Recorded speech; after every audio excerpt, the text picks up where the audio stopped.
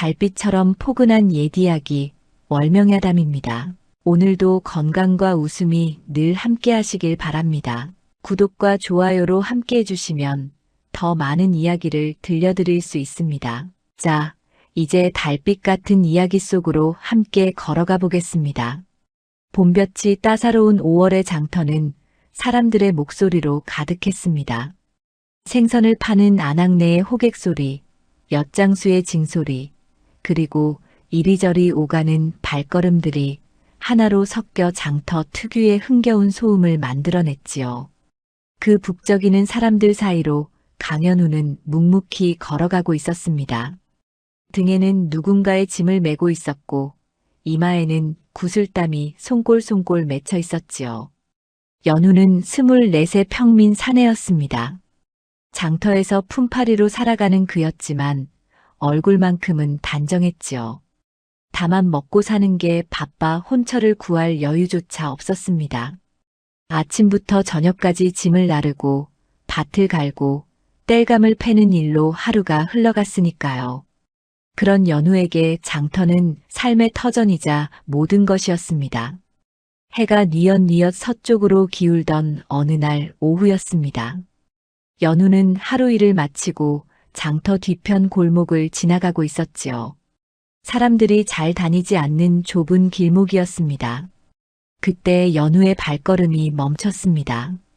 담벼락 아래 무언가 쓰러져 있었으니까요. 처음에는 버려진 헌 옷가지인 줄 알았습니다. 하지만 가까이 다가가 보니 그것은 사람이었지요. 남루한 옷을 걸친 낭자가 담벼락에 등을 기댄 채 고개를 떨군 모습이었습니다. 햇빛조차 제대로 닿지 않는 음지에서 연우는 그 낭자를 발견한 것입니다. 연우가 조심스럽게 다가가 목소리를 낮춰 물었습니다. 저기 괜찮습니까? 낭자는 대답이 없었습니다. 연우는 더 가까이 다가가 낭자의 얼굴을 들여다보았지요. 그 순간 연우의 가슴이 이상하게 두근거렸습니다.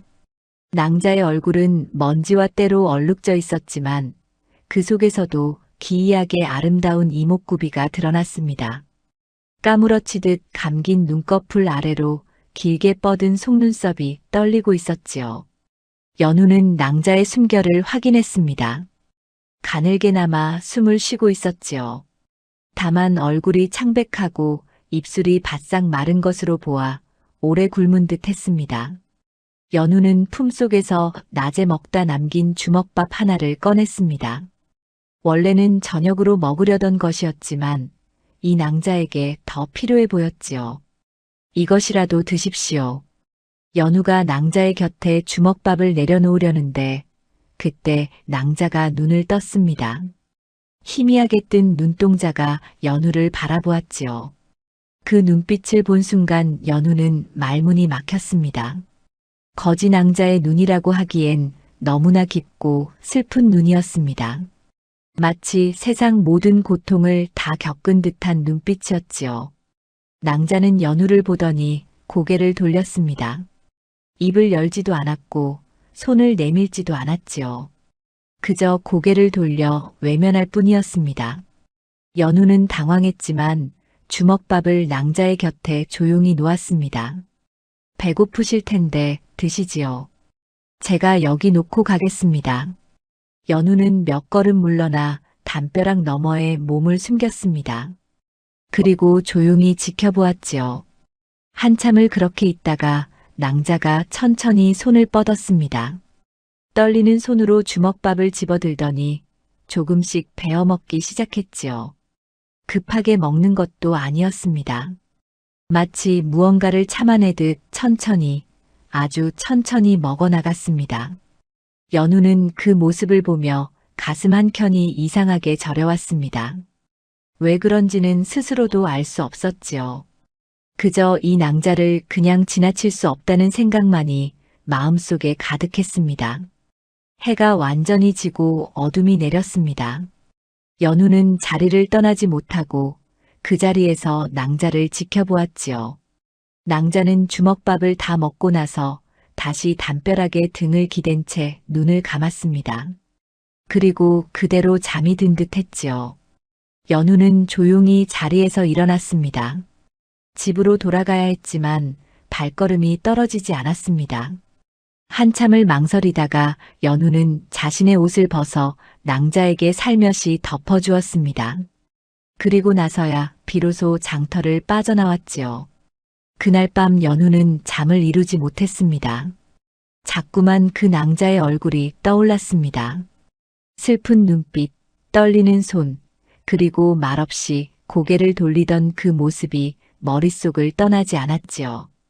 연우는 이불을 뒤척이며 혼잣말을 했습니다. 대체 저 낭자는 누구일까? 왜 저렇게 거리에 쓰러져 있는 것일까? 다음 날 아침 연우는 일찍 일어나 장터로 향했습니다. 어제 그 낭자가 있던 골목으로 갔지요. 낭자는 여전히 그 자리에 있었습니다. 연우가 덮어준 옷을 곱게 개어 옆에 놓고 있었지요. 연우는 다가가서 인사를 건넸습니다. 어젯밤은 괜찮으셨습니까? 낭자는 대답하지 않았습니다. 그저 고개만 살짝 끄덕일 뿐이었지요. 연우는 품에서 찐빵 2개를 꺼내 낭자 앞에 놓았습니다. 이것 드시지요. 따끈따끈합니다. 낭자는 찐빵을 바라보았습니다. 하지만 손을 뻗지는 않았지요. 연우는 몇 걸음 물러나 기다렸습니다. 한참을 그렇게 있다가 낭자가 조심스럽게 찐빵을 집어먹기 시작했습니다. 연우는 그 모습을 보며 희미하게 미소를 지었지요. 그날부터 연우의 일과에 변화가 생겼습니다. 아침이면 낭자에게 먹을 것을 가져다 주고 저녁이면 멀리서 지켜보는 것이 일상이 되었지요. 낭자는 여전히 말이 없었습니다. 다만 연우가 가져다 주는 음식은 받아 먹었습니다. 그것만으로도 연우는 만족했지요. 마을 사람들은 연우를 이상하게 여겼습니다.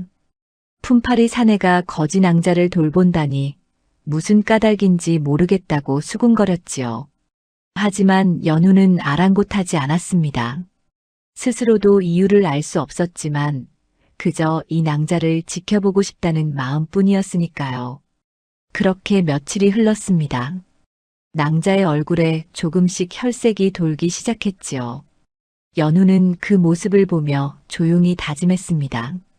이 낭자가 다시 일어설 수 있을 때까지 자신이 곁에서 지켜주리라고 말입니다.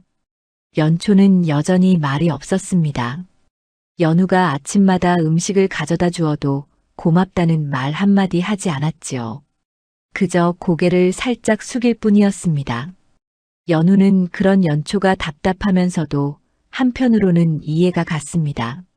세상에 마음을 닫은 사람의 입은 쉽게 열리지 않는 법이니까요. 어느 날 연우가 장터에서 일을 하고 있을 때였습니다. 옆에서 짐을 나르던 사내가 연우에게 말을 건넸지요.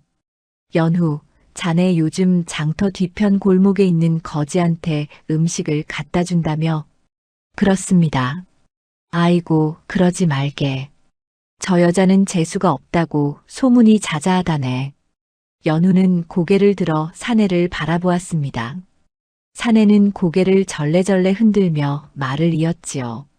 마을 사람들이 다 그러던데 저 여자가 온 뒤로 장터에 좋지 않은 일이 생긴다네. 지난주에는 생선 장수집에 불이 났고 그저께는 쌀 파는 아낙네가 넘어져 팔이 부러졌다네. 연우는 한숨을 쉬었습니다. 사람들은 늘 이런 식이었지요. 누군가에게 불행이 생기면 약한 이를 탓하기 바빴습니다. 연우는 묵묵히 대꾸하지 않았지요. 하지만 그날 이후로 마을 사람들의 시선이 달라졌습니다. 연우가 연초에게 음식을 가져다 줄 때면 사람들은 수군거렸지요. 저 사내도 재수가 옮겠구먼. 거지한테 정을 주면 안 되는데 말이야. 가까이 하지 말라고 누가 좀 일러주게나. 연우는 그런 말들을 들으면서도 연초를 찾아갔습니다. 사람들의 말이 옳은지 그른지는 중요하지 않았지요. 연우는 그저 연초가 홀로 있는 모습을 지나칠 수 없었으니까요. 며칠이 더 지났습니다. 연우는 연초를 지켜보면서 이상한 점을 발견했습니다. 연초는 사람들을 유난히 피했습니다. 누군가 골목 쪽으로 오는 기척만 나도 몸을 숨겼지요. 마치 누군가에게 들킬까 두려워하는 사람처럼 말입니다. 또한 연초의 손을 본 연우는 의아했습니다. 거지로 살아온 사람치고는 손이 너무 고왔지요. 굳은 살이 거의 없었고 손가락도 가늘고 곱게 뻗어 있었습니다. 연우는 속으로 생각했지요. 이 낭자는 원래 거지가 아니었구나. 어느 날 저녁이었습니다. 연우는 연초에게 밥을 가져다 주고 조금 떨어진 곳에서 지켜보고 있었지요. 연초가 밥을 먹는 모습을 보며 연우는 또 한 번 놀랐습니다. 연초는 밥을 먹을 때도 자세가 단정했습니다. 급하게 먹지 않았고 숟가락을 드는 손놀림도 어딘가 기품이 있었지요. 연우는 혼잣말을 했습니다. 저런 손놀림은 양반집 규수나 가질 법한데. 바로 그때였습니다. 골목 입구에서 아낙네 2명이 지나가고 있었지요. 그중 한 명이 연초를 보더니 얼굴을 찌푸렸습니다. 저기 또 있네. 저 재수 없는 거지. 쯧쯧. 저런 걸 왜 내버려 두는지 모르겠어. 아낙네들의 목소리가 골목에 울렸습니다. 연초는 고개를 숙인 채 밥을 먹는 손을 멈췄지요. 그 모습을 본 연우는 가슴이 답답했습니다. 연우가 일어나 아낙네들에게 다가갔지요. 어르신들, 그런 말씀은 삼가 주십시오. 뭐야, 자네가 누군데 참견이야? 저 낭자는 아무 잘못도 하지 않았습니다. 아낙네 하나가 코웃음을 쳤습니다. 잘못이 없다고? 저 거지가 온 뒤로 마을에 안 좋은 일만 생기잖아. 그건 우연일 뿐입니다. 우연이라니. 자네도 조심하게. 저런 거지랑 가까이 하면 자네한테도 재앙이 올 거야. 아낙네들은 혀를 차며 자리를 떠났습니다. 연우는 한숨을 쉬며 연초가 있는 곳으로 돌아갔지요. 연초는 여전히 고개를 숙인 채 밥을 먹고 있었습니다. 하지만 연우는 알았습니다. 연초가 아낙네들의 말을 다 들었다는 것을 말입니다. 신경 쓰지 마십시오. 사람들은 원래 그런 법입니다. 연우가 조심스럽게 말을 건넸지만 연초는 대꾸하지 않았습니다. 다만 밥을 다 먹고 나서 숟가락을 내려놓더니 고개를 살짝 들었지요. 그리고 연우를 바라보았습니다. 그 눈빛에는 슬픔과 고마움이 뒤섞여 있었습니다. 연우는 그 눈빛을 보며 가슴이 뜨거워졌습니다. 말은 하지 않아도 느껴지는 것이 있었지요. 연초는 자신을 이해해주는 사람이 있다는 사실에 위안을 받고 있었습니다. 며칠 뒤 연우는 장터에서 주막집 아낙네를 만났습니다.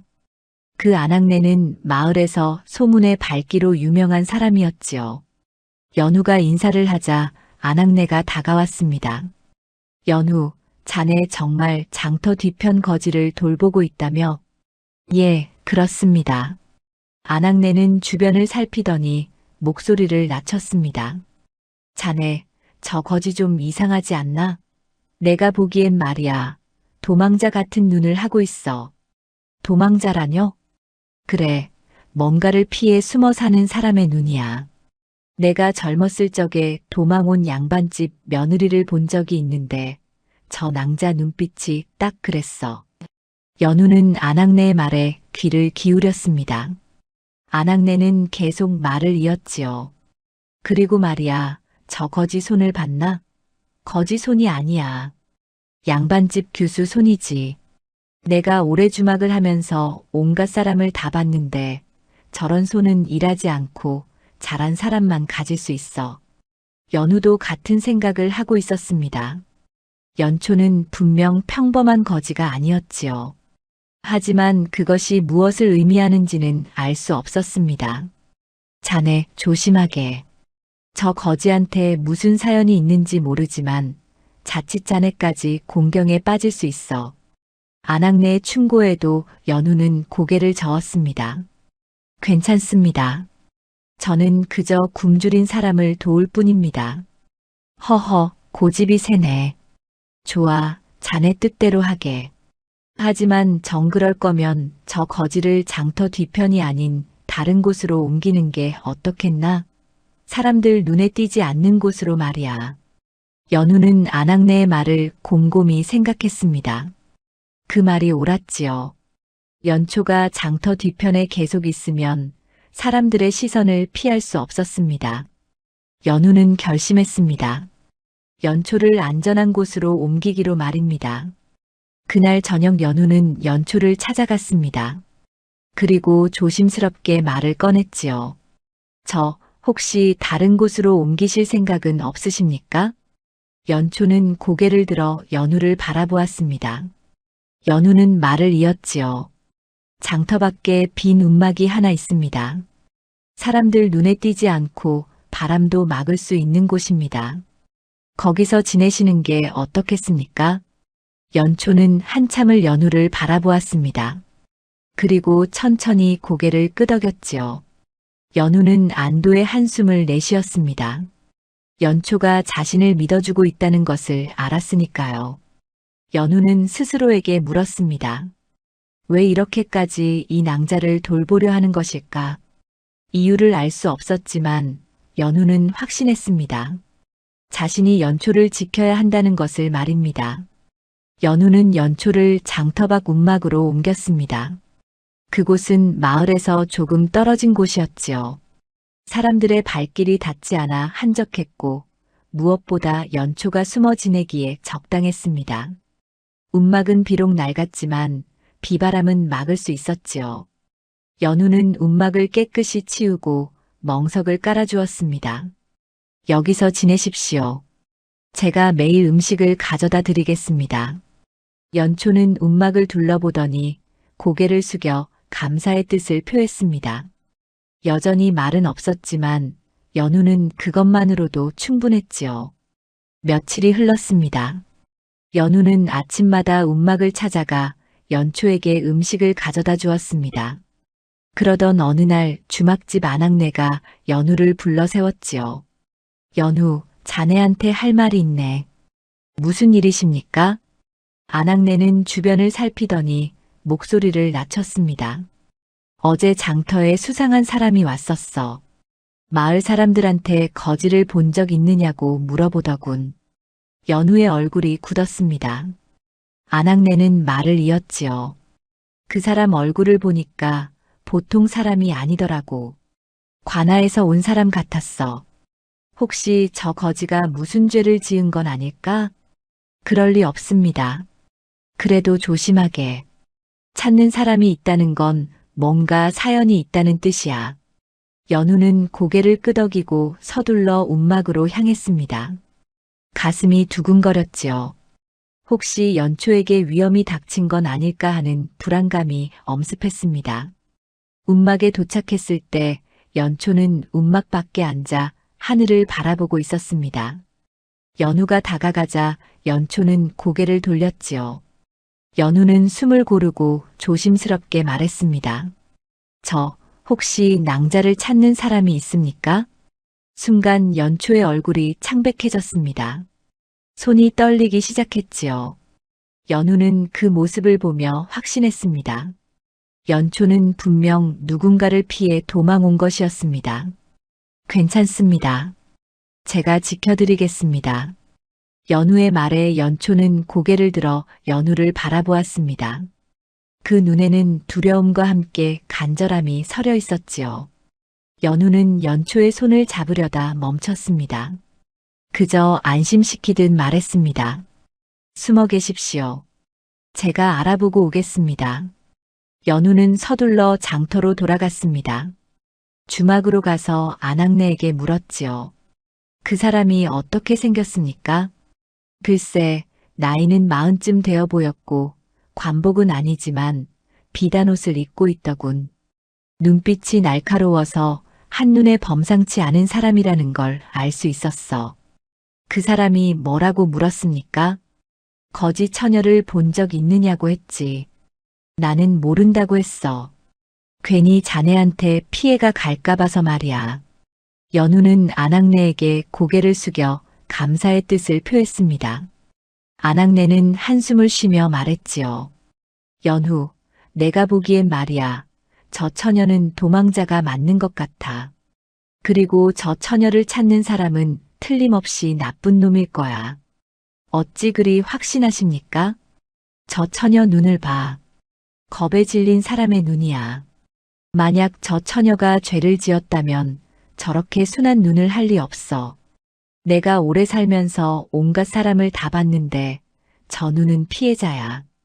연우는 안악내의 말에 고개를 끄덕였습니다. 자신도 같은 생각이었으니까요. 연초는 분명 억울한 일을 당한 사람이었습니다. 그날 밤 연우는 잠을 이루지 못했습니다. 연초를 찾는 사람이 나타났다는 사실이 머릿속을 떠나지 않았지요. 연우는 이불을 덮고 누운 채 생각에 잠겼습니다.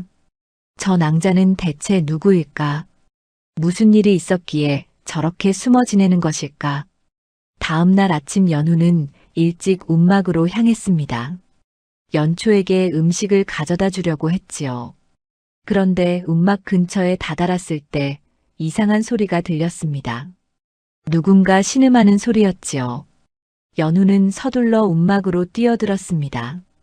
연초는 바닥에 쓰러져 있었습니다. 얼굴은 창백했고 온몸이 떨리고 있었지요. 연우는 황급히 연초를 안아 일으켰습니다. 낭자, 어디가 아프십니까? 연초는 대답하지 못했습니다. 그저 입술을 떨며 무언가를 중얼거렸지요. 연우는 귀를 기울였습니다. 연초가 누군가의 이름을 부르고 있었습니다. 아버지, 아버지. 연우는 가슴이 저렸습니다. 연초는 악몽에 시달리고 있었던 것입니다. 연우는 연초의 등을 토닥이며 말했지요. 괜찮습니다. 꿈입니다. 이제 깨어나십시오. 한참이 지나서야 연초가 눈을 떴습니다. 흐릿한 눈빛으로 연우를 바라보았지요. 연우는 안심시키듯 미소를 지었습니다. 악몽을 꾸셨습니까? 연초는 천천히 고개를 끄덕였습니다. 그리고 난생 처음으로 입을 열었지요. 고맙습니다. 그 목소리는 가늘고 떨렸지만 연우의 귀에는 세상에서 가장 아름다운 소리로 들렸습니다. 연초가 드디어 말을 한 것입니다. 연우는 놀라서 연초를 바라보았지요.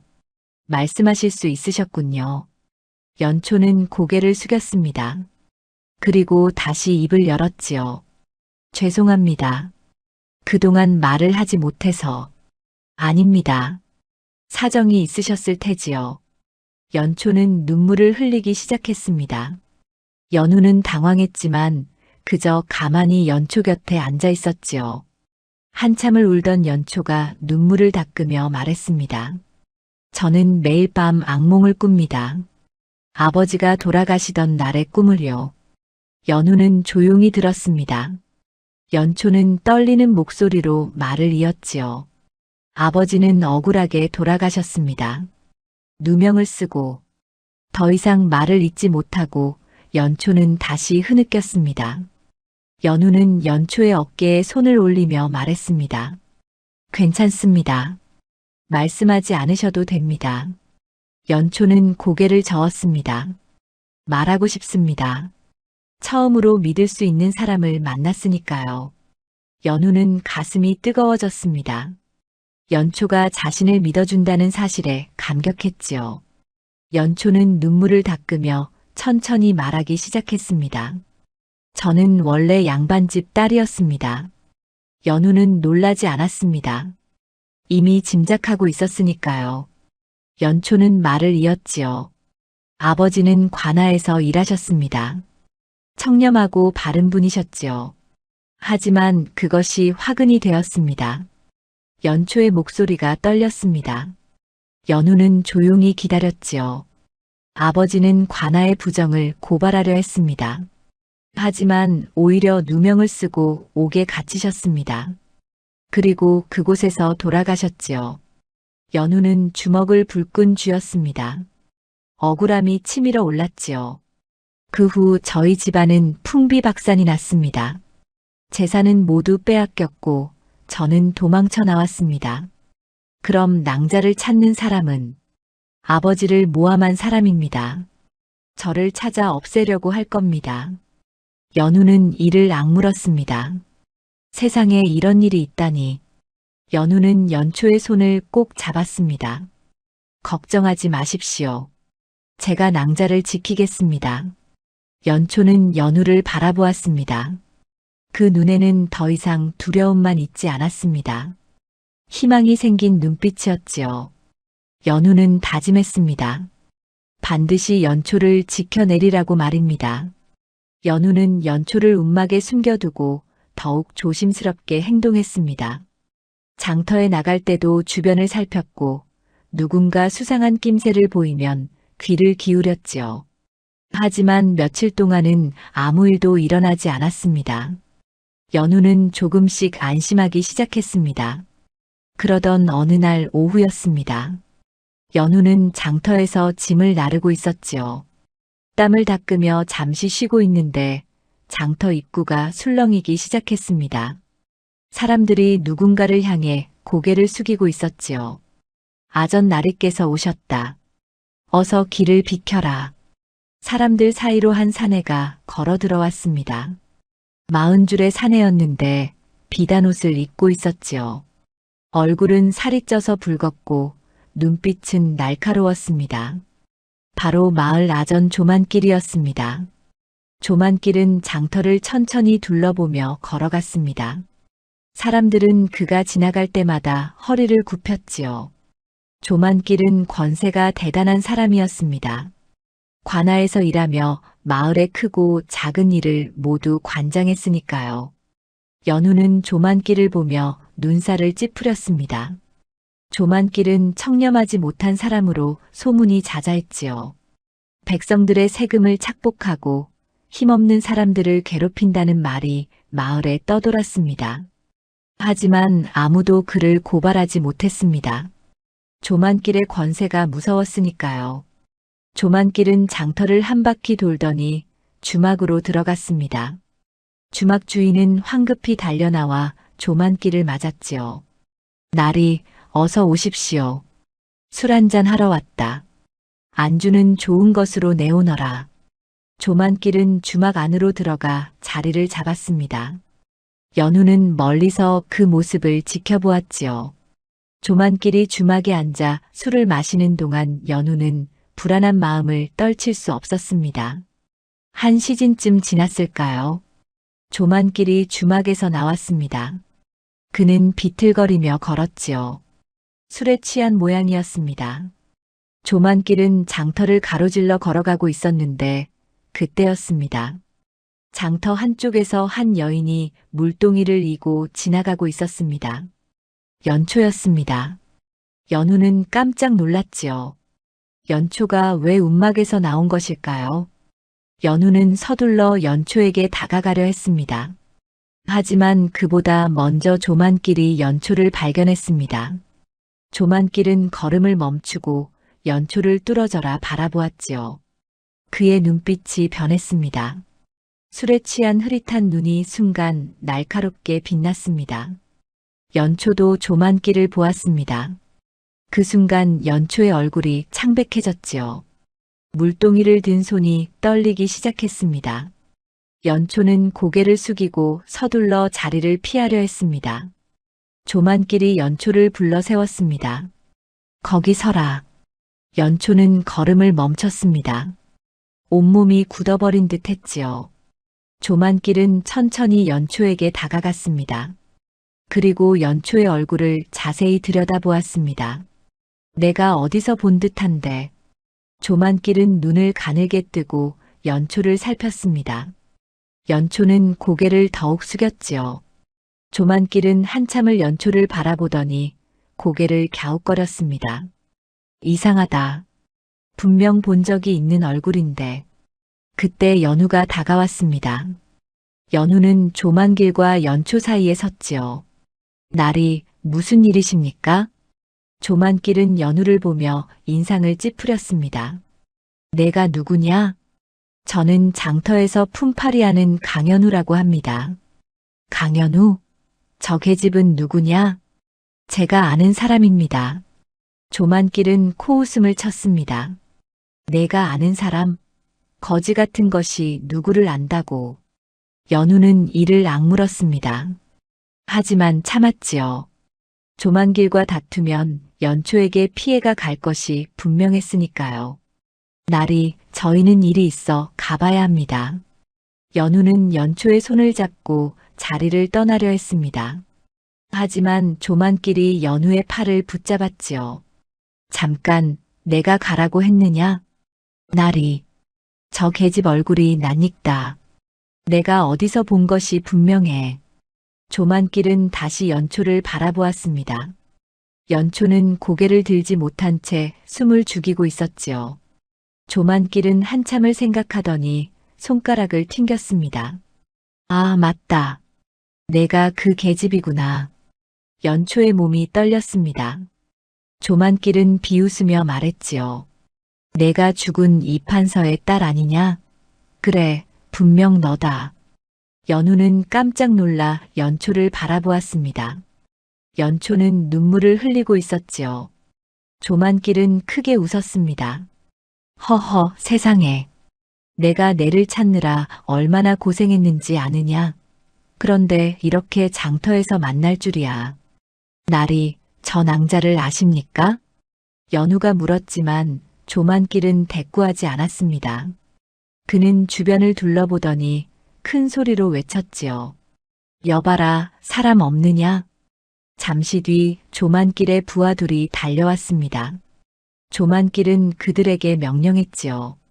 저 계집을 잡아라. 부하들이 연초에게 다가왔습니다. 연우는 황급히 연초를 감쌌지요. 안 됩니다.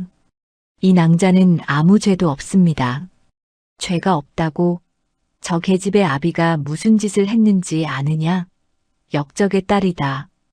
역적이라니요? 이판서는 관아의 재물을 횡령한 역적이다. 이미 죽었지만 그 딸을 잡아 남은 죄를 물어야 한다.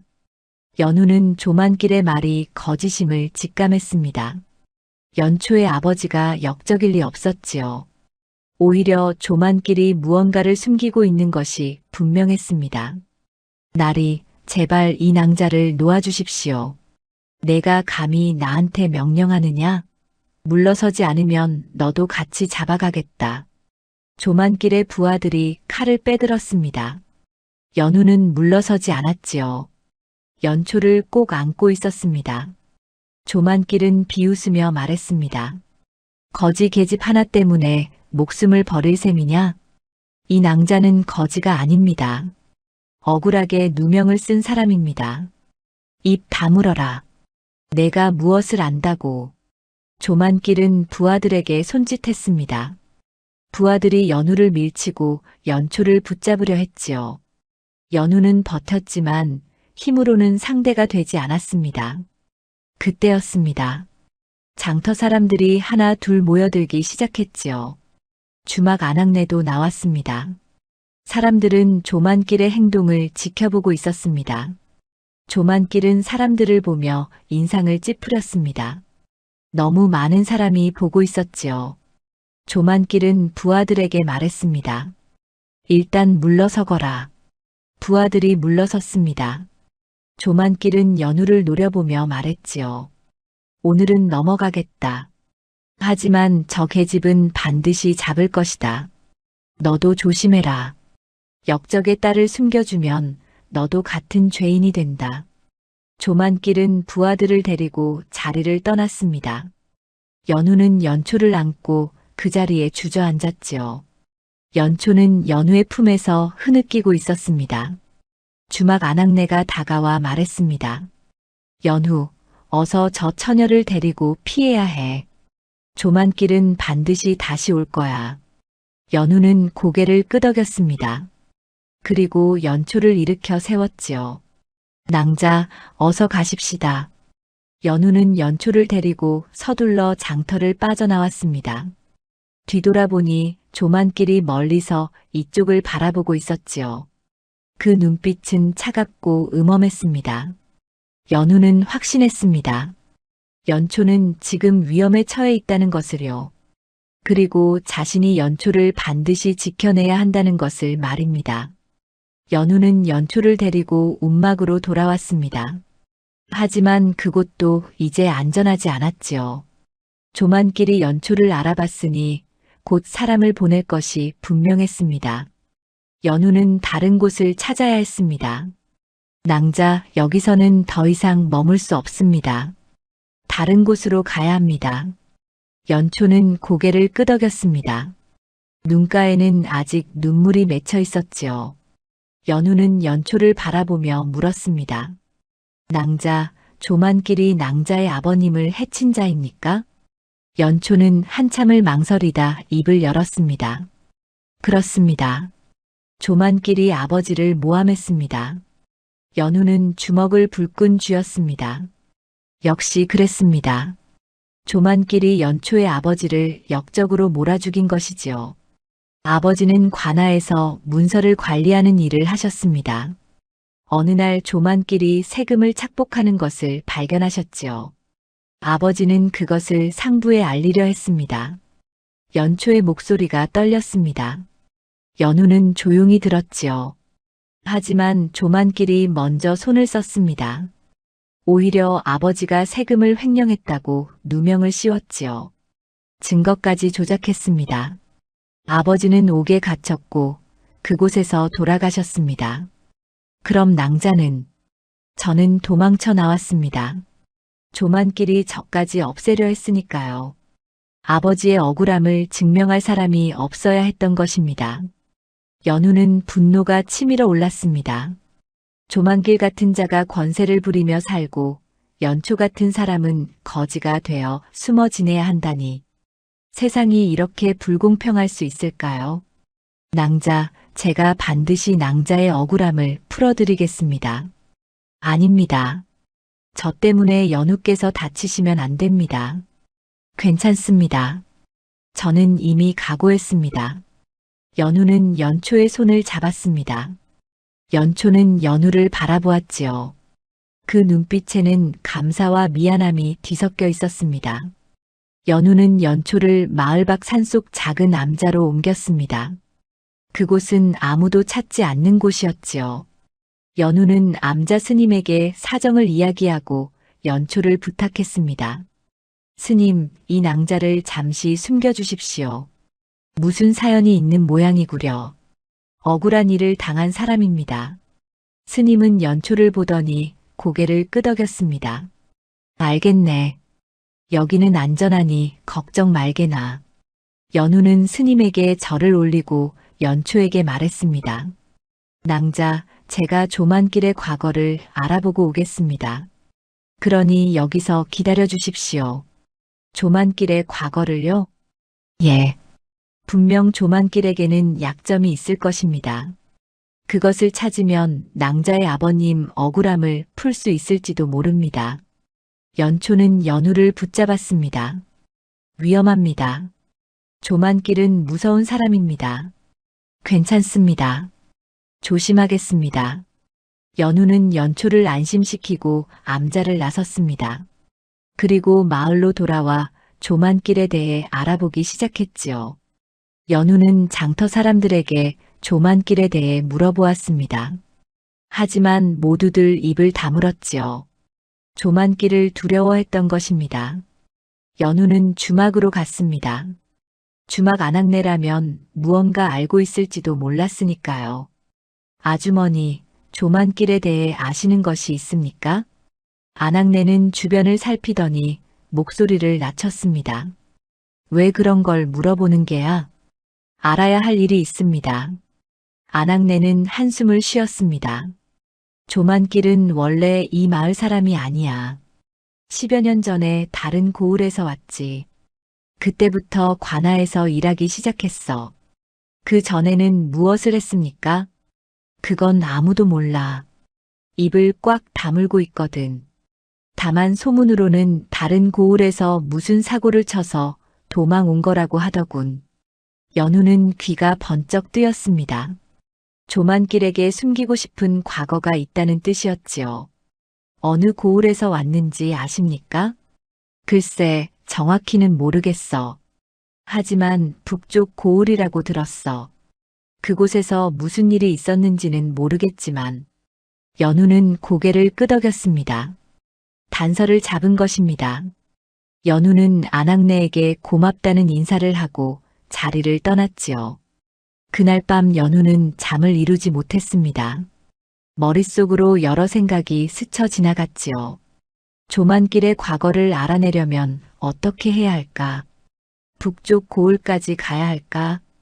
그런데 그때 연우는 문득 무언가를 떠올렸습니다. 몇 해 전 자신이 품팔이로 일했던 집이었지요. 그 집은 양반가였고 주인은 선비였습니다. 연우는 그 집에서 석 달 정도 일했었지요. 그 집에는 아씨가 있었습니다. 말수가 적고 늘 고개를 숙이고 다니던 아씨였지요. 연우는 그 아씨를 멀리서 본 적이 있었습니다. 아씨는 마당에서 책을 읽고 있었는데 그 모습이 참으로 단정했습니다. 연우는 깨달았습니다. 그 아씨가 바로 연초였습니다. 몇 해 전 자신이 봤던 그 양반집 아씨가 지금의 연초였던 것이지요. 그래서 연초가 처음부터 낯익었던 것입니다. 연우는 가슴이 두근거렸습니다. 그때 이미 인연이 있었던 것입니다. 연우가 연초를 지나치지 못했던 이유를 이제야 알게 된 것이지요. 다음 날 아침 연우는 그 양반집을 찾아갔습니다. 하지만 집은 텅 비어 있었지요. 대문에는 자물쇠가 채워져 있었고 마당에는 잡초가 무성했습니다. 이웃집 노인에게 물어보니 이판서 집안이 풍비박산 난 후 아무도 살지 않는다고 했습니다. 연우는 허탈했지만 포기하지 않았습니다. 뭔가 단서가 있을 것이라 믿었지요. 연우는 담장을 넘어 집 안으로 들어갔습니다. 조심스럽게 안채로 들어가니 먼지가 가득했습니다. 연우는 방들을 하나하나 살펴보았습니다. 그러다 서재에 들어갔지요. 서재에는 책들이 어지럽게 흩어져 있었습니다. 연우는 책들을 정리하다가 책장 뒤에서 무언가를 발견했습니다. 작은 나무 상자였습니다. 연우는 상자를 열어보았지요. 안에는 문서들이 들어 있었습니다. 연우는 글을 읽을 줄 몰랐지만 이것이 중요한 것임을 직감했습니다. 연우는 상자를 들고 서재를 나왔습니다. 그리고 암자로 향했지요. 연초에게 이것을 보여주어야 했습니다. 암자에 도착하자 연초가 연우를 맞았습니다. 연우, 무사히 돌아오셨군요. 낭자, 이것 좀 보십시오. 연우는 연초와 함께 장부를 살펴보았습니다. 연초는 아버지의 필체로 빼곡히 적힌 글씨들을 읽어내려갔지요. 그 속에는 조만길이 저지른 온갖 비리가 담겨 있었습니다. 이 장부에는 조만길이 지난 5년 동안 착복한 세금의 내역이 모두 적혀 있습니다. 날짜와 금액, 심지어 증인까지 기록되어 있지요. 연초의 목소리는 떨렸지만 단호했습니다. 연우는 연초를 바라보며 물었습니다. 그럼 낭자의 아버님께서는 이 모든 것을 알고 계셨던 것입니까? 예. 아버지는 오랫동안 조만길의 행동을 지켜보셨습니다. 증거를 모으고 계셨던 것이지요. 그리고 마침내 상부에 고발하려 하셨습니다. 연초는 장부를 꼭 안았습니다. 아버지의 마지막 흔적이었지요. 하지만 조만길이 먼저 알아챘습니다. 그리고는 오히려 아버지를 역적으로 몰아갔지요. 아버지께서 이 장부를 숨겨두신 것은 언젠가 진실이 밝혀지기를 바라셨기 때문입니다. 연우는 주먹을 불끈 쥐었습니다. 이제 연초 아버지의 뜻을 이어받아야 했습니다. 낭자, 제가 이 장부를 가지고 관아에 가겠습니다. 연초는 깜짝 놀라 연우를 붙잡았습니다. 안 됩니다. 조만길은 관아에서 큰 힘을 가진 사람입니다. 아무리 증거가 있어도 그가 손을 쓰면 소용없을 것입니다. 그럼 어찌해야 합니까? 연초는 잠시 생각에 잠겼습니다. 그리고 입을 열었지요. 더 높은 곳으로 가야 합니다. 관찰사께 직접 이 장부를 보여드려야 합니다. 관찰사라면, 예, 이 고을을 다스리는 관찰사 어른께서라면 조만길의 죄를 바로잡으실 수 있을 것입니다. 연우는 고개를 끄덕였습니다. 관찰사에게 직접 가는 것이 유일한 방법이었지요. 하지만 문제가 있었습니다. 연우는 평민이었고 평민이 관찰사를 만나기란 하늘의 별 따기였습니다. 낭자, 제가 어떻게 관찰사 어른을 뵐 수 있겠습니까? 저는 천한 품팔이일 뿐입니다. 연초는 연우의 손을 잡았습니다. 제가 함께 가겠습니다. 저는 비록 이렇게 되었지만 양반의 딸입니다. 제가 관찰사 어른께 글을 올리겠습니다. 하지만 낭자께서 나서시면 위험합니다. 조만길이 낭자를 노리고 있지 않습니까? 괜찮습니다. 이제 더 이상 숨어 살고 싶지 않습니다. 아버지의 억울함을 풀고 싶습니다. 연초의 눈빛은 확고했습니다. 연우는 그 눈빛을 보며 마음을 다잡았지요. 그렇습니다. 이제는 싸워야 할 때였습니다. 며칠 뒤 연우와 연초는 관아가 있는 읍내로 향했습니다. 연초는 머리를 단정히 빗고 깨끗한 옷으로 갈아입었지요. 비록 옷은 낡았지만 양반과 규수의 기품이 드러났습니다. 읍내에 도착한 두 사람은 관찰사가 머무는 객사로 갔습니다. 하지만 문지기가 막아섰지요. 어디서 온 자들이냐? 함부로 들어올 수 없다. 연초가 앞으로 나섰습니다. 저는 고 이판서의 딸 연초라고 합니다. 관찰사 어른께 억울한 일을 아뢰고자 왔습니다. 문지기는 연초를 위아래로 훑어보았습니다. 이판서의 딸이라고? 역적의 딸이 감히 여기 올 줄이야. 아버지는 역적이 아닙니다. 억울하게 누명을 쓰신 것입니다. 그런 말은 관아에 가서 해라. 여기는 내가 올 곳이 아니다. 문지기가 연초를 내쫓으려 하자 연우가 앞으로 나섰습니다. 저희에게 억울한 사연이 있습니다. 부디 관찰사 어른께 전해주십시오. 물러서지 못할까? 내가 2번 말하지 않는다. 문지기가 몽둥이를 들어 올렸습니다. 연우는 연초를 감싸며 물러서지 않았지요. 바로 그때였습니다. 무슨 일이냐? 객사 안에서 위험 있는 목소리가 들려왔습니다. 문지기가 황급히 고개를 숙였지요. 아닙니다, 나리. 천한 것들이 관찰사 어른을 뵙겠다고 하여. 내가 알아서 하겠다. 물러서거라. 중년의 관리 하나가 나왔습니다.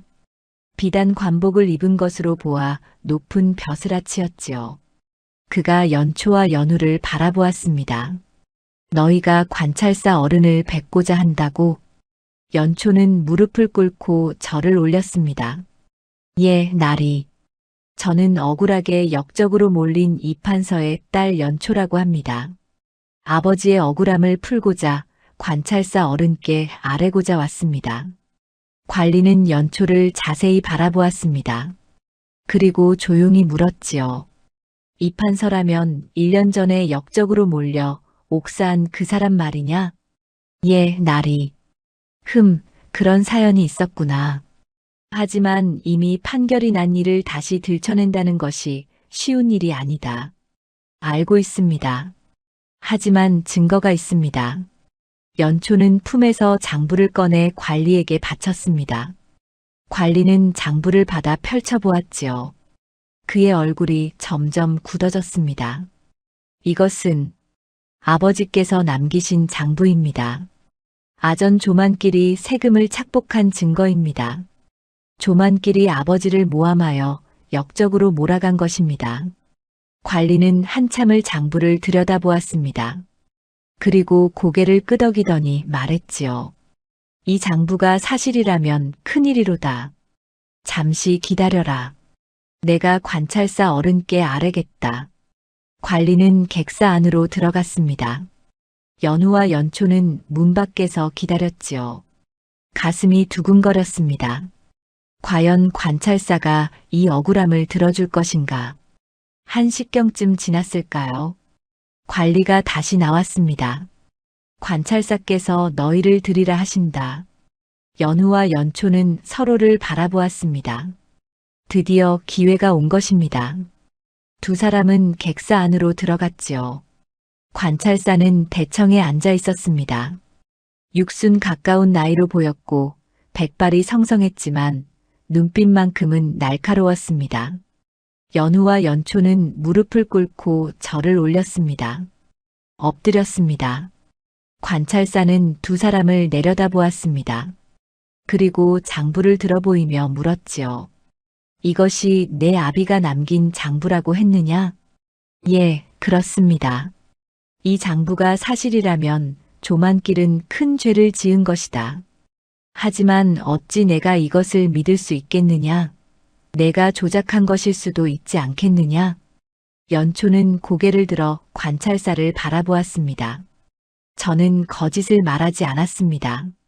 이 장부에는 날짜와 금액, 그리고 증인의 이름까지 적혀 있습니다. 조사해 보시면 알 수 있을 것입니다. 관찰사는 잠시 생각에 잠겼습니다. 그리고 고개를 끄덕이며 말했지요. 좋다. 내가 직접 조사해 보겠다. 만약 내 말이 사실이라면 조만길을 벌할 것이요. 내 아비의 누명도 벗겨주마. 하지만 만약 거짓이라면 너도 같은 죄를 받을 것이다. 감사합니다, 나리. 연초는 눈물을 흘리며 절을 올렸습니다. 연우도 함께 절을 올렸지요. 드디어 연초 아버지의 억울함을 풀 기회를 얻은 것입니다. 관찰사는 즉시 조사를 시작했습니다. 장부에 적힌 사람들을 불러 증언을 듣고 관아의 문서들을 대조했지요. 며칠이 지나자 조만길의 죄가 하나하나 드러났습니다. 연우와 연초는 객사 근처에서 기다렸습니다. 그리고 마침내 관찰사의 부름을 받았지요. 관찰사는 두 사람을 보며 말했습니다. 조사 결과 네 말이 모두 사실로 드러났다. 조만길은 5년 동안 막대한 세금을 착복했고 이를 은폐하기 위해 내 아비를 모함한 것이 분명하다. 연초는 무릎을 꿇고 통곡했습니다. 드디어 아버지의 억울함이 밝혀진 것입니다. 관찰사는 조만길을 즉시 체포하라는 명을 내렸습니다. 관아의 관속들이 조만길의 집으로 달려갔지요. 조만길은 아무것도 모른 채 집에서 술을 마시고 있었습니다. 조만길 관찰사 나리의 명으로 내를 잡아가겠다. 조만길은 술잔을 떨어뜨렸습니다. 얼굴이 창백해졌지요. 무슨 소리냐? 내가 무슨 죄를 지었다고? 세금을 착복하고 이 판서를 모함한 죄다. 순순히 따라오너라. 조만길은 도망치려 했지만 이미 늦었습니다. 관속들이 조만길을 붙잡아 포승줄로 묶었지요. 조만길은 발버둥치며 소리쳤습니다. 이것은 음모다.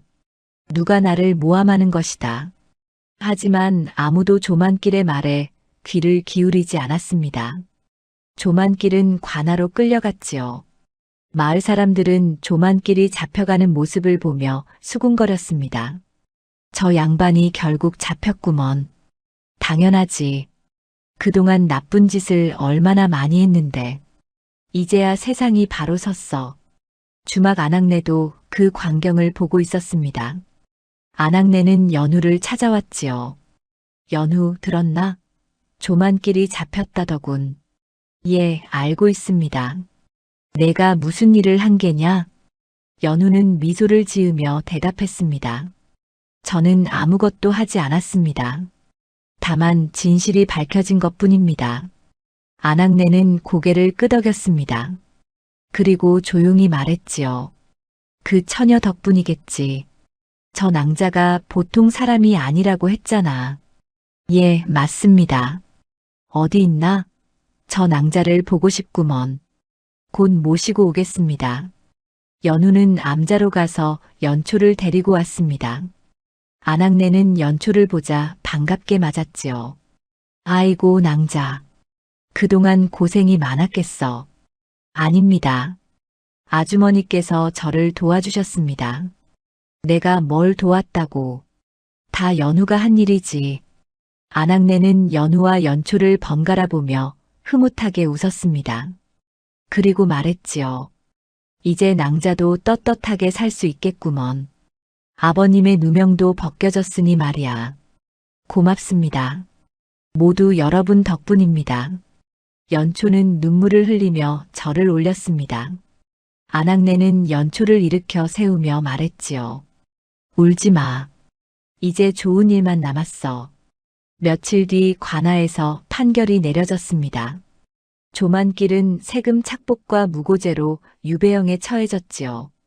모든 재산은 몰수되었고 관직도 박탈되었습니다. 조만길은 초라한 모습으로 유배지로 끌려갔습니다. 마을 사람들은 조만길이 끌려가는 모습을 보며 박수를 쳤습니다. 잘됐다. 악한 자는 결국 벌을 받는구먼. 이제 마을이 평화로워지겠어. 연우도 그 광경을 지켜보고 있었습니다. 곁에는 연초가 있었지요. 연초는 조만길을 보며 복잡한 표정을 지었습니다. 낭자, 괜찮으십니까? 예. 이제야 아버지께 면목이 서는 것 같습니다. 연우는 연초의 손을 꼭 잡았습니다. 연초도 연우의 손을 잡았지요. 두 사람은 말없이 그렇게 서 있었습니다. 관찰사는 연초를 불러 말했습니다. 내 아비의 억울함이 모두 밝혀졌다. 이제 역적이라는 누명도 벗겨졌으니 당당히 살아가거라. 감사합니다, 나리. 그리고 내 아비가 관아에서 일할 때 모아둔 녹봉이 있다. 이것을 돌려주마. 관찰사는 연초에게 상당한 양의 돈을 내어주었습니다. 연초의 아버지가 평생 모은 돈이었지요. 조만길이 빼앗으려 했지만 관아에 보관되어 있던 것입니다. 이것으로 새로운 삶을 시작하거라. 내 아비가 바라시던 일이었을 게다. 연초는 눈물을 흘리며 절을 올렸습니다. 고맙습니다, 나리. 평생 잊지 않겠습니다. 관찰사는 연초를 일으켜 세우며 말했지요. 그리고 한 가지 더 있다. 내 아비가 관아에서 일할 때 땅 문서를 하나 맡아두셨다. 내 집의 땅 문서다. 이것도 돌려주마. 연초는 믿을 수 없다는 표정을 지었습니다. 집안이 풍비박산 난 후 땅은 모두 빼앗긴 줄 알았는데 아버지가 문서를 지켜두셨던 것입니다. 이제 내게는 땅도 있고 돈도 있다. 양반가의 딸로 살아갈 수 있게 되었구나. 연초는 감격하여 말을 잇지 못했습니다. 연우도 곁에서 기뻐했지요. 객사를 나온 연초는 하늘을 올려다보았습니다. 맑은 하늘이 펼쳐져 있었지요. 연초는 조용히 중얼거렸습니다. 아버지, 이제 편히 쉬십시오. 딸이 아버지의 억울함을 풀었습니다. 연우는 연초의 어깨를 토닥이며 말했습니다. 낭자, 이제 어찌하실 것입니까? 연초는 연우를 바라보았습니다. 그리고 조용히 말했지요. 집을 다시 일으켜야 합니다. 아버지께서 남기신 땅과 돈으로 새로운 삶을 시작해야지요. 그것 참 좋은 일입니다. 그런데 연후. 예, 낭자. 연초는 잠시 망설이다가 입을 열었습니다. 혼자서는 할 수 없을 것 같습니다. 도와주실 수 있겠습니까? 연우는 깜짝 놀랐습니다. 연초가 자신에게 도움을 청하다니. 연우는 얼굴이 붉어지며 대답했지요. 당연합니다. 제가 무엇이든 돕겠습니다. 연초는 미소를 지었습니다. 그 미소를 본 연우는 가슴이 두근거렸지요. 마을로 돌아온 두 사람은 주막으로 갔습니다. 안악내가 반갑게 맞아주었지요. 어떻게 됐나? 아버지의 누명이 완전히 벗겨졌습니다. 그리고 땅과 돈도 돌려받았습니다. 아이고, 잘 됐구먼. 이제 낭자도 제대로 살 수 있겠네. 안악내는 기뻐하며 술상을 차려주었습니다. 마을 사람들도 하나 둘 모여들었지요. 모두들 연초의 일을 축하해 주었습니다. 낭자 축하드립니다. 고생 많으셨습니다. 연초는 사람들에게 절을 올리며 감사의 뜻을 표했습니다. 연우는 그런 연초를 보며 흐뭇하게 웃었지요. 그날 밤 연우는 연초와 함께 걸었습니다. 달빛이 환하게 비추는 밤이었지요. 연초가 조용히 말했습니다. 연우, 정말 고맙습니다. 연우가 아니었다면 저는 아직도 숨어 지냈을 것입니다. 아닙니다. 저는 당연한 일을 했을 뿐입니다. 아니에요. 연우는 목숨을 걸고 저를 지켜주셨습니다. 평생 잊지 못할 은혜입니다. 연우는 멈춰 섰습니다. 그리고 연초를 바라보았지요. 낭자, 저는 낭자를 지키고 싶었습니다. 처음 낭자를 봤을 때부터 그랬습니다. 연초도 연우를 바라보았습니다. 두 사람의 눈빛이 마주쳤지요. 달빛 아래서 두 사람은 한참을 그렇게 서 있었습니다. 연초가 먼저 입을 열었습니다. 연후, 저와 함께 살아주시겠습니까? 연우는 깜짝 놀라 연초를 바라보았습니다. 연초는 수줍게 웃으며 말을 이었지요. 혼자서는 무섭습니다. 연우가 곁에 있어 주셨으면 합니다. 연우는 가슴이 벅차올랐습니다. 연초가 자신을 원한다니. 연우는 연초의 손을 잡았습니다. 낭자, 저야말로 영광입니다. 제가 평생 낭자를 지키겠습니다. 두 사람은 서로를 바라보며 미소를 지었습니다. 그리고 함께 걸어갔지요. 앞으로 펼쳐질 새로운 삶을 향해 말입니다. 계절이 바뀌어 가을이 왔습니다.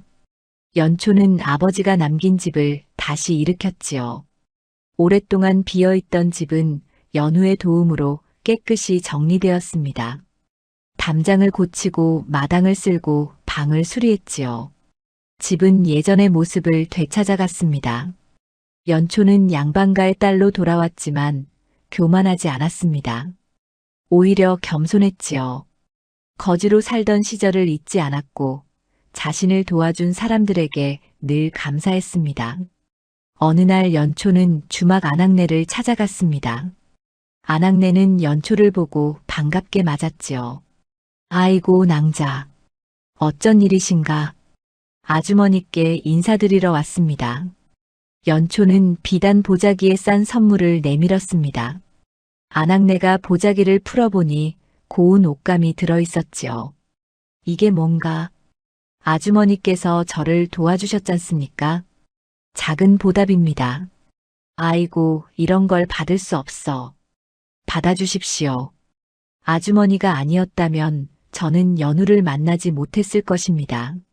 안악내는 연초의 손을 잡으며 눈시울을 붉혔습니다. 낭자, 이제 정말 행복하게 사시게. 예, 고맙습니다. 연초는 암자의 스님도 찾아갔습니다. 스님은 연초를 보고 합장했지요. 오셨습니까, 보살님? 스님, 그동안 감사했습니다. 연초는 스님에게도 시주를 올렸습니다. 스님은 손사래를 치며 사양했지만 연초는 끝까지 권했지요. 스님께서 저를 숨겨주셨습니다. 이 은혜를 어찌 잊겠습니까? 그것은 제가 해야 할 일이었을 뿐입니다. 그래도 받아주십시오. 스님은 결국 시주를 받았습니다. 그리고 연초를 축복했지요. 보살님께 좋은 일이 가득하시길 부처님께 기도하겠습니다. 연초는 마을 사람들에게도 감사를 표했습니다. 자신을 외면하지 않고 지켜봐준 사람들에게 하나하나 인사를 다녔지요. 사람들은 연초를 보며 입을 모았습니다. 저 낭자 참 마음씨가 고운 것 같아. 양반 티가 나는구먼. 연우가 복이 많지. 마을 사람들은 연우와 연초를 보며 흐뭇해했습니다. 두 사람이 잘 어울린다고 생각했지요. 어느 날 저녁이었습니다. 연우는 연초의 집을 찾아갔습니다. 집수리가 끝나고 연초가 혼자 살고 있었지요. 연우가 대문을 두드리자 연초가 나왔습니다. 연우, 어서 들어오세요. 낭자, 방해가 되지 않습니까? 무슨 말씀을? 언제든 환영입니다. 연초는 연우를 안채로 안내했습니다. 방 안에는 촛불이 켜져 있었고 차 한 잔이 준비되어 있었지요. 연우는 방 안을 둘러보았습니다. 집이 참 아늑합니다. 연우 덕분입니다. 연우가 아니었다면 이렇게 집을 고칠 수 없었을 것입니다. 두 사람은 마주 앉아 차를 마셨습니다. 한참을 그렇게 앉아 있다가 연초가 조용히 말했지요. 연우, 제가 드릴 말씀이 있습니다. 무슨 말씀이십니까? 연초는 잠시 망설이다가 입을 열었습니다. 저는 이제 양반가로 돌아왔습니다. 하지만 양반가로 살고 싶지 않습니다. 연우는 놀라 연초를 바라보았습니다. 그게 무슨 말씀이십니까? 저는 양반이라는 신분이 의미 없다는 것을 배웠습니다. 거지로 살 때 저를 구해준 것은 양반이 아니라 연우였습니다. 신분이 아니라 마음이 중요하다는 것을 알았습니다. 연우는 연초의 말에 가슴이 뜨거워졌습니다. 연초는 말을 이었지요. 그래서 저는 이 집을 버리고 싶지 않습니다. 다만 연우와 함께 살고 싶을 뿐입니다. 연우는 연초의 손을 잡았습니다. 낭자, 저는 평민입니다. 낭자와는 신분이 다릅니다. 신분이 무슨 소용입니까?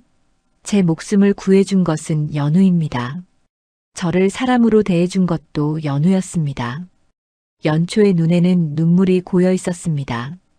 연우도 눈시울이 붉어졌지요. 낭자, 저는 낭자를 지키고 싶습니다. 평생 낭자 곁에 있고 싶습니다.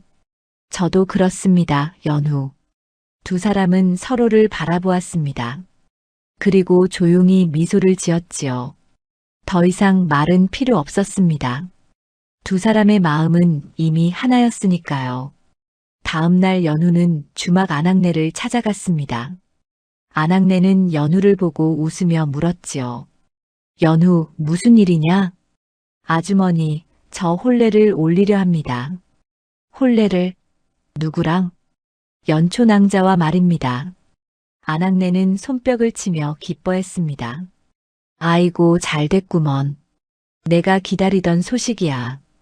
아주머니께서 중매를 서주실 수 있겠습니까? 당연하지. 내가 기꺼이 중매를 서마. 안악내는 연초의 집을 찾아가 혼례 이야기를 꺼냈습니다. 연초는 얼굴을 붉히며 고개를 끄덕였지요. 저도 원하던 일입니다.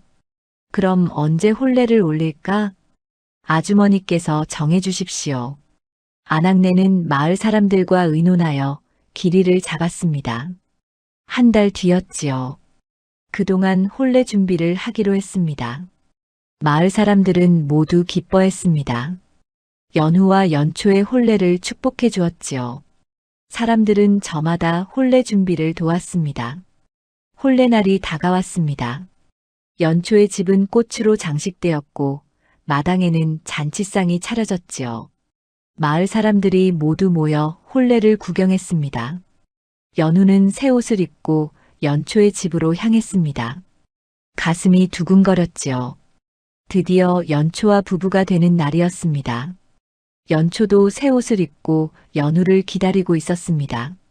고운 비단 치마와 저고리를 입은 연초는 아름다웠지요.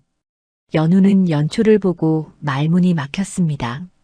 낭자, 참 아름다우십니다. 연우도 멋지십니다. 두 사람은 대청에서 혼례를 올렸습니다. 하늘과 땅에 절을 올리고 서로에게 절을 올렸지요. 그리고 술잔을 나누었습니다. 마을 사람들은 박수를 치며 축하했습니다. 잘 어울리는 부부로구먼. 백년해로 하시게. 주막 안악내는 눈물을 흘리며 기뻐했습니다. 암자의 스님도 와서 축복을 해주었지요. 혼례가 끝나고 잔치가 벌어졌습니다. 마을 사람들은 밤늦도록 음식을 먹고 이야기를 나누었지요. 연우와 연초는 사람들 사이에서 행복한 미소를 지었습니다. 잔치가 끝나고 사람들이 돌아간 뒤였습니다. 연우와 연초는 방 안에 마주 앉았지요. 촛불이 조용히 타고 있었습니다. 연우, 꿈만 같습니다. 저도 그렇습니다, 낭자. 이제는 부인이라 불러주세요. 연우는 웃으며 말했습니다. 부인, 평생 함께하겠습니다. 저도 그렇습니다. 두 사람은 손을 맞잡고 앉아 있었습니다. 창밖으로는 달빛이 고요히 비쳤지요. 세월이 흘렀습니다. 연우와 연초는 행복하게 살았습니다. 두 사람은 마을 사람들을 도우며 살았지요. 가난한 사람에게 음식을 나눠주고 어려운 사람을 도왔습니다. 연초는 말했습니다. 제가 거지로 살던 시절을 잊지 않겠습니다. 그때의 고통을 아는 사람으로서 다른 이들을 도와야 합니다. 연우는 연초의 손을 잡으며 말했지요. 우리 함께 그렇게 삽시다. 사람들은 두 사람을 보며 말했습니다. 저 사내가 지켜주고 싶었던 것은 우연이 아니었다. 잊히지 않은 인연이었다. 그렇습니다. 연우는 몇 해 전 한 번 본 양반집 아씨를 기억하고 있었습니다. 비록 그때는 몰랐지만 마음 한구석에 남아있던 인연이었지요. 그 인연이 두 사람을 다시 만나게 했고 결국 부부로 맺어지게 한 것입니다. 연우와 연초는 서로를 바라보며 미소를 지었습니다. 그리고 함께 걸어갔지요. 앞으로도 계속될 그들의 인연을 따라서 말입니다. 마을 사람들은 두 사람의 뒷모습을 보며 말했습니다. 인연이란 참으로 신기한 것이로구먼. 그러게 말일세. 우연처럼 보이지만 모두 정해진 인연이었던 게야. 해가 저물고 저녁 노을이 하늘을 물들였습니다. 연우와 연초는 손을 맞잡고 집으로 돌아갔지요. 그들의 앞날에는 행복한 날들이 기다리고 있었습니다.